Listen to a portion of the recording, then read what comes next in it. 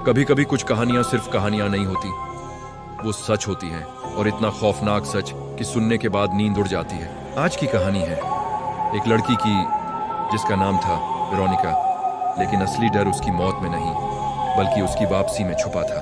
आइए हम इस कहानी को जानने की कोशिश करते हैं, एक ऐसी लड़की की जो मरने के बाद भी कहीं गई नहीं।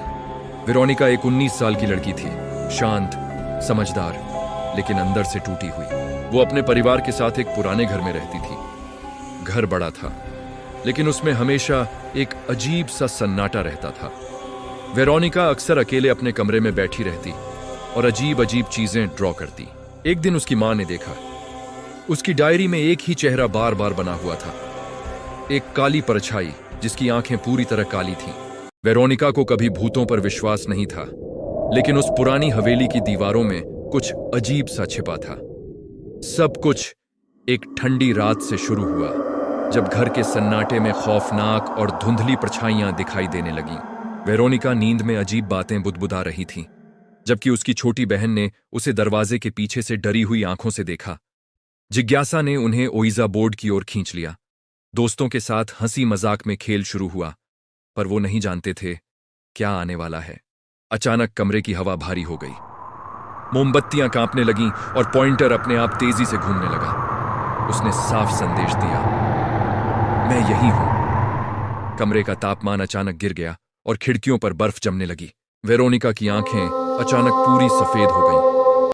एक चीख के साथ पूरी हवेली कांप उठी और सब कुछ अंधेरे में डूब गया। उस काली रात के बाद वेरोनिका फिर कभी वैसी नहीं रही। कुछ चीजें बुलाने पर वापस नहीं जाती। एक रात अचानक पूरे घर की बिजली चली गई। अंधेरा, सन्नाटा और सिर्फ घड़ी की टिक टिक। फिर वेरोनिका के कमरे से आवाज आई चीखने की। परिवार दौड़कर गया। दरवाजा अंदर से बंद था। जब दरवाजा तोड़ा गया, अंदर वेरोनिका जमीन पर पड़ी थी, बिल्कुल शांत। उसकी मौत हो चुकी थी। सबको लगा अब सब खत्म हो गया, लेकिन असली डर तो अब शुरू हुआ था। उसकी छोटी बहन ने देखा, रात को वेरोनिका उसके कमरे में खड़ी थी। धीरे से बोली, मैं अभी भी यही हूं। घर में सब कुछ सामान्य था, जब तक कि उस अंधेरे कोने में यह सीसीटीवी कैमरा नहीं लगाया गया था। अगली सुबह जब परिवार ने फुटेज की जांच की, तो उनके चेहरों पर गहरा खौफ और घबराहट छा गई। खाली कमरे में अचानक वेरोनिका सामने आई। उसकी वो स्थिर और खौफनाक मुस्कान किसी की भी रूह कंपा देने के लिए काफी थी।